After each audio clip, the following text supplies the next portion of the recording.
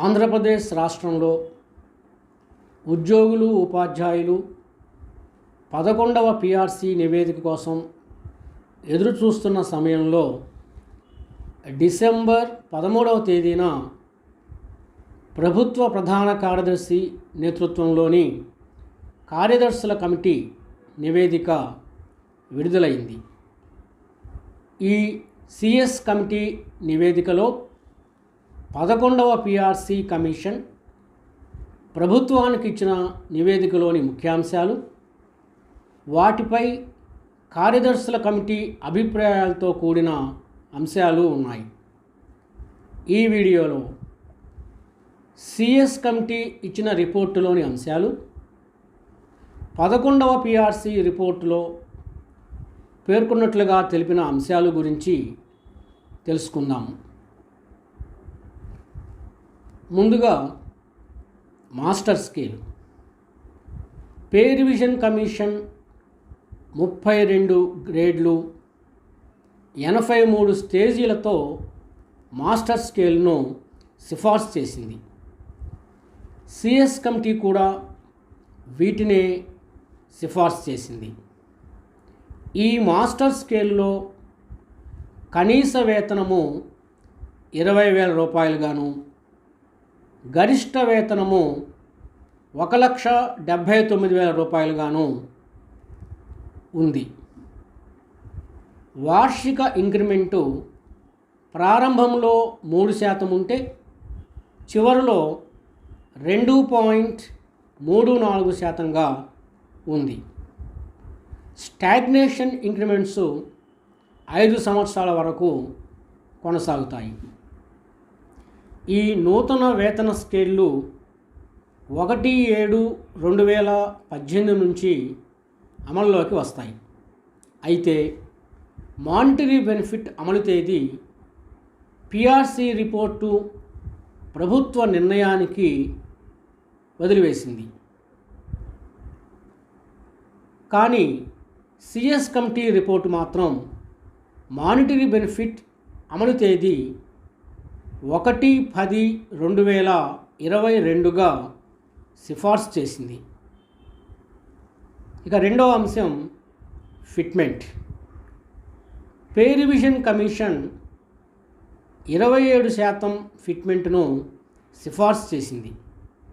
అంటే 1/7/2018 నాటికి 100% డిఏను బేసిక్ పేతో కలిపి దానికి బేసిక్ పేపై 27% ఫిట్మెంట్ బెనిఫిట్ను కలపటం ద్వారా నూతన పే ఫిక్స్ చేస్తారు.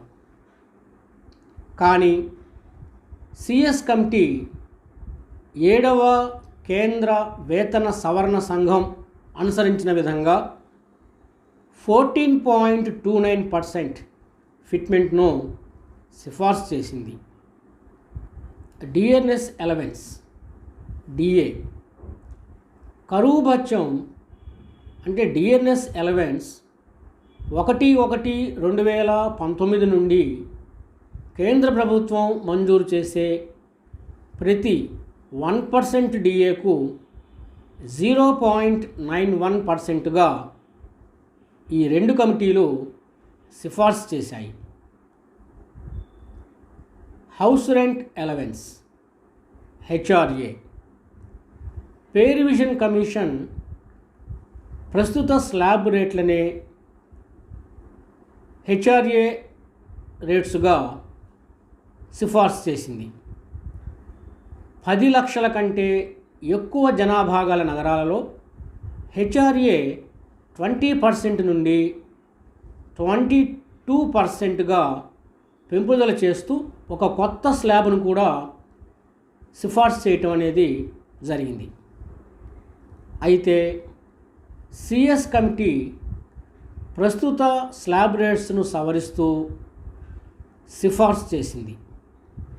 5 లక్షల వరకు జనాభా ఉన్న చోట బేసిక్ పేపై 8%, 5 లక్షల నుండి 50 లక్షల జనాభా ఉన్న చోట బేసిక్ పేపై 16%, 50 లక్షల కంటే ఎక్కువ జనాభా ఉన్న చోట బేసిక్ పేపై 24% హెచ్ఆర్ఏ స్లాబ్ రేట్స్ సిఫార్సు చేసింది. పరిమిత కాలానికి తాత్కాలికంగా హైదరాబాద్ నుంచి వచ్చిన ఉద్యోగులకు ఇస్తున్నటువంటి 30% హెచ్ఆర్ఏని నిలిపివేయాలని కూడా సిఎస్ కమిటీ సిఫార్సు చేసింది. City compensatory allowance CCA. Pay revision commission city compensatory allowance CCA మంజూరు కోసం 2 స్లాబ్స్ సిఫార్సు చేసింది. ఒకటి విజయవాడ, విశాఖపట్నం నగరాలలో మున్సిపల్ కార్పొరేషన్ ఉద్యోగులకు 1 స్లాబు, 2 రాష్ట్రంలో ఇతర మున్సిపల్ కార్పొరేషన్స్లోని ఉద్యోగులకు మరొక స్లాబు. అయితే సిఎస్ కమిటీ ఈ సిటీ కాంపెన్సేటరీ అలవెన్స్ను నిలుపుదల చేస్తూ సిఫార్సు చేసింది. Automatic advancement scheme AAS. Pay revision commission ప్రస్తుత ఆటోమేటిక్ అడ్వాన్స్మెంట్ స్కీమ్ను కొనసాగించవచ్చని సిఫార్సు చేసింది. ప్రస్తుతం ఉన్న 6, 12, 18, 24 సంవత్సరాల స్కేళ్లకు అదనంగా కొన్ని సిఫార్సులు చేసింది. అవి ఒక ఉద్యోగి ఒక నిర్దిష్ట పోస్టులో 30 సంవత్సరాల సర్వీసు పూర్తి చేసిన తర్వాత ఎస్పిపి 2A స్కేలులో ఒక ఇంక్రిమెంట్ మంజూరు చేయవచ్చు. దీనిని special promotion post scale SPP 2Bగా పిలవవచ్చని సిఫార్సు చేసింది. సిఎస్ కమిటీ కూడా దీనిని ఆమోదిస్తూ సిఫార్సు చేసింది. పెన్షన్.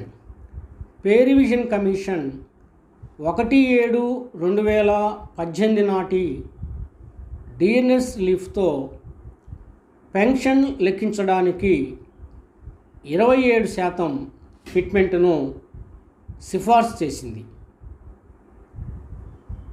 కనీస పెన్షన్ను 10,000 రూపాయలకు పెంచాలని సిఫార్సు చేసింది. అయితే సిఎస్ కమిటీ 14.29% ఫిట్మెంట్కు సిఫార్సు చేసింది. గ్రాట్యుటీ. పే రివిజన్ కమిషన్ ఉద్యోగుల రిటైర్మెంట్ సమయంలో చెల్లించవలసిన గ్రాట్యుటీ గరిష్ట మొత్తాన్ని 12 లక్షల నుండి 16 లక్షలకు పెంపుదల చేయాలని సిఫార్సు చేసింది. సిఎస్ కమిటీ కూడా ఈ సిఫార్సులను ఆమోదిస్తూ సిఫార్సు చేసింది. కాంట్రాక్టు ఉద్యోగులకు రివైజ్డ్ పే స్కేలును కనీస వేతనం అంటే 20,000 రూపాయల వరకు చెల్లించడానికి 2 కమిటీలు సిఫార్సు చేశాయి. అలాగే అవుట్సోర్సింగ్ ఉద్యోగులకు ప్రస్తుత పేకు 30% పెంపుదలకు ఈ 2 కమిటీలు సిఫార్సు చేశాయి. ఇవి సంక్షిప్తంగా ప్రభుత్వ ప్రధాన కార్యదర్శి నేతృత్వంలోని కార్యదర్శి కమిటీ నివేదికలోని ముఖ్యాంశాలు.